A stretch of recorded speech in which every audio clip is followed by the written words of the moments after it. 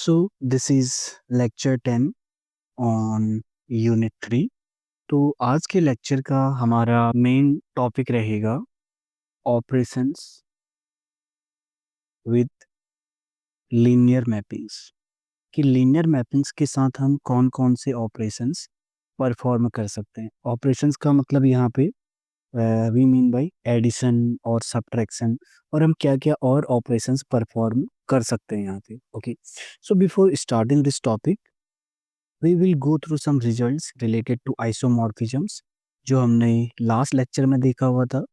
तो हमने क्या देखा था कि एक map T from V to W, linear map को हम क्या बोलते हैं, an isomorphism. A linear map T from V to W is called an isomorphism अगर इसमें दो प्रॉपर्टीज हैं। okay? पहला तो क्या हो कि कर्नल ऑफ T क्या होना चाहिए, जीरो होना चाहिए, and second image of T W के इक्वल होना चाहिए। So kernel of T zero ये रिप्रेजेंट करता है वन वन प्रॉपर्टी को, image of T equal to W ये रिप्रेजेंट करता है ऑन टू को। बट कई बार ये डायरेक्टली चेक करना हमारे पास क्या रहेगा, बहुत डिफिकल्ट। तो उसके लिए हम यहाँ पे क्या रिजल्ट यूज करते हैं, इसे अगर हम थोड़ा और मॉडिफाई करें तो हमने एक रिजल्ट ऑलरेडी पहले बहुत पहले देखा था कि if W is a proper subspace of V, is a proper subspace of V, that means कि W क्या है, V में कंटेन्ड है और V के इक्वल नहीं है, देन जो डायमेंशन ऑफ W रहेगा, या ओके हम इसे W को चेंज करते हुए कोई और सबस्पेस से, तो अगर हम यहाँ U लेके चलते हैं क्योंकि W हम ऑलरेडी लिए हुए हैं, तो अगर U कोई प्रॉपर सबस्पेस है तो सबस्पेस की डायमेंशन क्या रहती है, strictly less than dimension of the space V। तो ये हमारे पास रिजल्ट रहता है। तो यहाँ से इस रिजल्ट से हमें क्या मिलता है कि if U is a subspace of V, subspace of V है, दैट इज U क्या है, V के अंदर कंटेन्ड है, and dimension of U is same as dimension of V, then U क्या हो जाता है, V के इक्वल। ओके, तो बेसिकली इन दो रिजल्ट्स का हम बहुत बार यूज करेंगे टू प्रूव कि जो इमेज रहेगा वो W के इक्वल होगा। ओके, तो अगर हमें इमेज को W के इक्वल हमें प्रूव करना है तो हमें क्या शो करना होगा कि जो dimension of image of T है वो सेम है इनफैक्ट किसके, dimension of W। But dimension of image of T क्या रहता है, rank of T। And rank of T हम कैसे निकाल सकते हैं, नल स्पेस की डायमेंशन से। ओके, तो इनफैक्ट अगर तुम इसे थोड़ा और सॉल्व करोगे रैंक का नलिटी से क्या आना चाहिए, dimension of V minus nullity of T। Okay, but तुम इसे थोड़ा और आगे सॉल्व करो तो यहाँ से हमारे पास एक रिजल्ट आ जाता है कि a linear map T from V to W isomorphism is an isomorphism if and only if, क्या कंडीशन रहनी चाहिए, कर्नल ऑफ T में सिर्फ जीरो वेक्टर होना चाहिए, एंड जो डायमेंशन ऑफ V होना चाहिए वो सेम होना चाहिए डायमेंशन ऑफ W की। ओके, तो ऐसा यहाँ कहाँ से आया है, तो लास्ट रिजल्ट से ही आया है इनफैक्ट, क्योंकि अगर ये आइसोमॉर्फिज्म था तो कर्नल क्या था, जीरो। अगर कर्नल जीरो है इसका मतलब क्या है, नलिटी क्या होना चाहिए, नलिटी ऑफ T जीरो। तो अगर तुम वो इस रिजल्ट में सब्स्टिट्यूट करोगे यहाँ पे, तो यहाँ से तुम्हें इनफैक्ट मिलेगा dimension of V minus nullity, अगर तुम चेक करोगे तो इक्वल आ जाएगा। तो इसलिए ये रिजल्ट बहुत इंपॉर्टेंट है जिससे तुम आइसोमॉर्फिज्म डायरेक्टली चेक कर सकते हो। ओके, तो अगर तुम्हें ऊपर का समझ में नहीं आया हुआ है तुम जस्ट ये रिजल्ट यूज कर सकते हो आइसोमॉर्फिज्म प्रूव करने के लिए। तो हम जस्ट एक एग्जांपल देखते हैं। सपोज हमारे पास एक मैप दे रखा है R2 to R2। Okay, so T कैसे डिफाइंड है, A कॉमा B, इसकी इमेज जाती है A plus B comma 2v।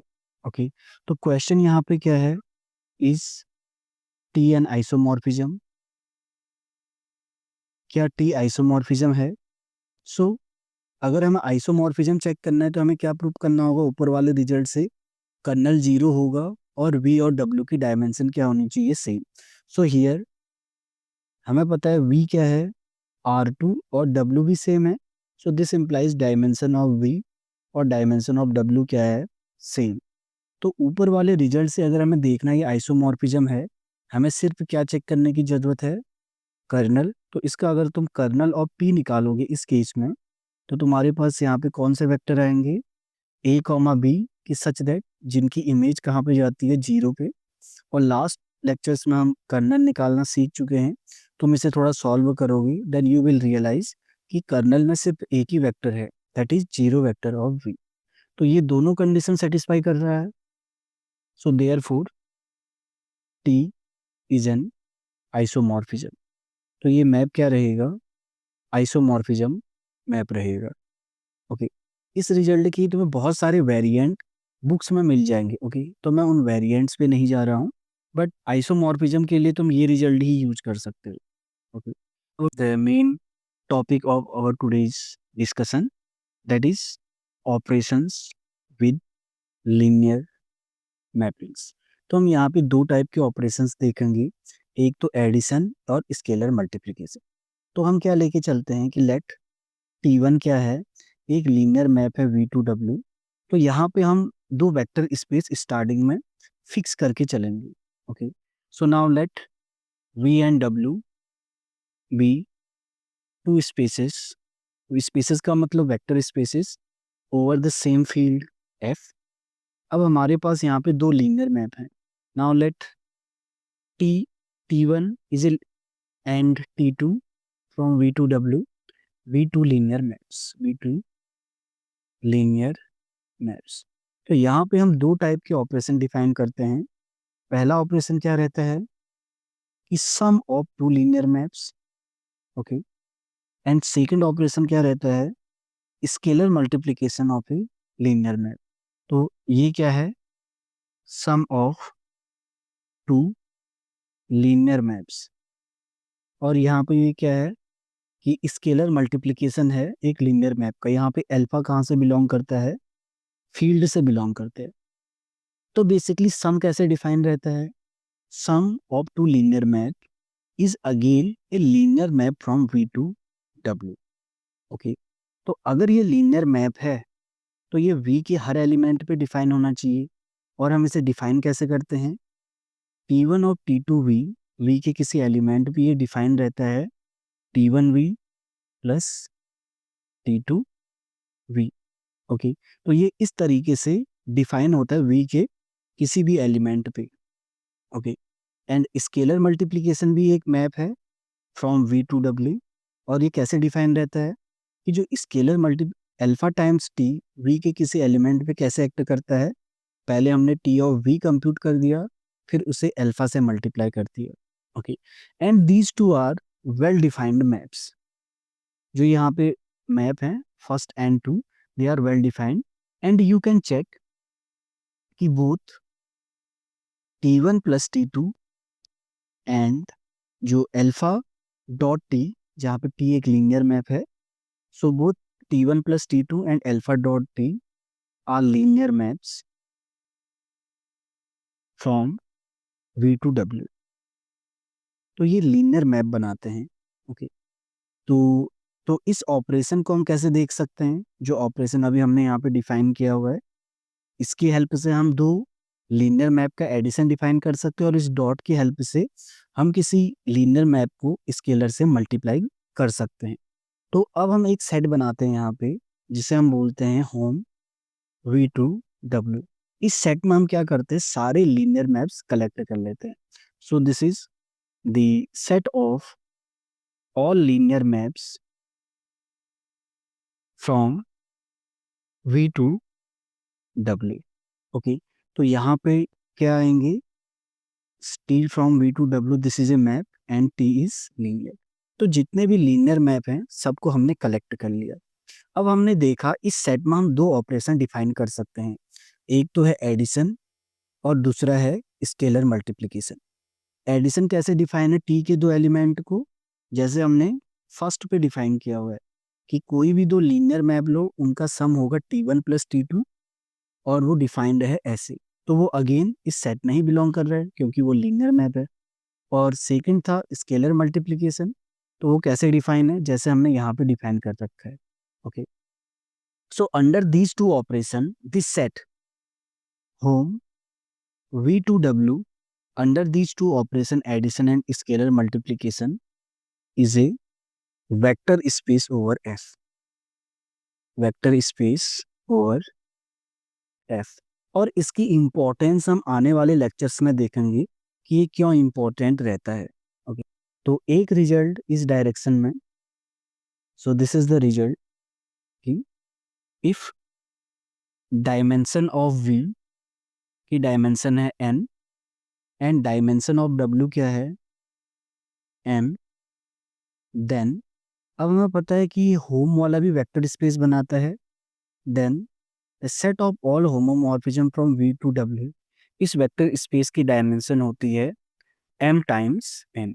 So for example, अगर हमारे पास V हमारे पास R2 हमें दे रखा है, W इज R3, तो इस सेट की डायमेंशन कितनी है home R2 to R3, basically इसमें सारे लीनियर मैप होंगे R2 टू R3, तो इसकी डायमेंशन होगी डायमेंशन ऑफ पहले स्पेस की टाइम्स डायमेंशन ऑफ दूसरे स्पेस की। So this is 2 times 3 equal to 6। तो यहाँ से हमें क्या पता चलता है कि इस वेक्टर स्पेस की बेसिस में 6 एलिमेंट होंगे और उन्हीं की हेल्प से हम क्या कर सकते हैं, सारे एलिमेंट बना सकते हैं। ओके, इनफैक्ट जो हमने ये वाला रिजल्ट देखा, इसमें हमने तो कहा कि ये क्या बना रहा है, वेक्टर स्पेस। तो मेन रहता है कि वेक्टर स्पेस में तो 0 एलिमेंट भी रहता है, तो इसका 0 एलिमेंट क्या है इस वेक्टर स्पेस का, या एडिटिव आइडेंटिटी। तो वो इस वेक्टर स्पेस का जो 0 एलिमेंट है वो है जीरो मैप। तो जीरो मैप क्या करता है, V से लेकर W पे, ये V के हर एलिमेंट को 0 पे मैप कर देता है, और यही इसका क्या है, 0 एलिमेंट, या इसी को हम बोल सकते हैं एडिटिव आइडेंटिटी। ओके, तो हमने क्या देखा कि अगर हमारे पास दो अलग अलग वेक्टर स्पेस हैं और दो हमारे पास लीनियर मैप हैं, तो हम उन लीनियर मैप की सम की बात कर सकते हैं, या हम उस किसी एक लीनियर मैप को स्केलर से मल्टीप्लाई कर सकते हैं। एंड इनफैक्ट अगर हम सारे लीनियर मैप को कलेक्ट कर लें तो ये एक क्या बनाता है, वेक्टर स्पेस। और हमने देख लिया कि इसकी डायमेंशन क्या है। तो लीनियर मैप्स में एक और ऑपरेशन होता है जो रहता है कंपोजिशन, बट उसके लिए कंडीशंस कुछ अलग रहती हैं। तो सपोज हमारे पास ये है वेक्टर स्पेस V, ये है W, और ये है कुछ और अगर हम ले लें सपोज U। ओके, तो T एक लीनियर मैप है V2W से T1, और T2 एक मैप है W से लेकर U। तो T1 क्या करेगा, V में कोई भी एलिमेंट होगा उसे W पे भेज देगा, और T2 क्या करेगा, W के एलिमेंट को भेज देगा U पे। तो हमारे पास यहाँ से एक मैप आता है जिसे हम लिखते हैं T2 composition T1। So this is a map from V to U। और ये डिफाइन कैसे रहता है, कंपोजिशन मैप, ये प्रोडक्ट नहीं है। ओके, कंपोजिशन मैप है। तो V के कोई एलिमेंट पे हम पहले क्या करते हैं, इसकी इमेज निकाल लेते हैं T ऑफ V1। अब हमें पता है वो W में आ गया, तो हम यहाँ पे हम क्या अप्लाई कर सकते हैं, T, तो T2, तो therefore this is the composition map. Just एक एग्जांपल अगर हम देखें, अगर हमारे पास है V, सपोज हम R2 ले लेते हैं, W हम R3 ले लेते हैं, एंड U हम अगेन R2 ले लेते हैं, तो हमारे पास जो पहला मैप है T1 है, T1 is this map from R2 to R3। हमारे पास मैप क्या है कि T1 of A comma B, इसकी इमेज कहाँ जाती है, AB 0। और एक हमारे पास मैप है T2 R3 से लेकर R2, इसकी इमेज कहाँ पे जाती है कि T2 R3 के कोई भी एलिमेंट को कहाँ पे मैप करता है, सपोज ए प्लस सी कॉमा बी पे। तो अगर हम T2 कंपोजिशन T1 करें जैसे ऊपर डिफाइन कर रखा है, so this will be a map from R2 to R2, क्योंकि वो मैप कहाँ से रहता है, V से लेकर U। अब ये डिफाइन कैसे होगा, तो अगर हम कोई एलिमेंट ए कॉमा बी पे से डिफाइन करें, तो पहले हम क्या करते हैं, इसकी इमेज T1 के अंदर निकालते हैं और फिर इस एलिमेंट की इमेज लेते हैं T2 पे। ओके, तो T1 की इमेज क्या जाएगी, ए बी जीरो। अब T2 के अंदर इसकी इमेज क्या होगी, A plus C, that means A comma zero comma B, A comma B. तो इस तरीके से ये कंपोजिशन मैप डिफाइन रहता है। So there are some other properties of these composition maps जो हम डिस्कस नहीं कर रहे हैं। May be we will solve some exercises in the upcoming video lectures.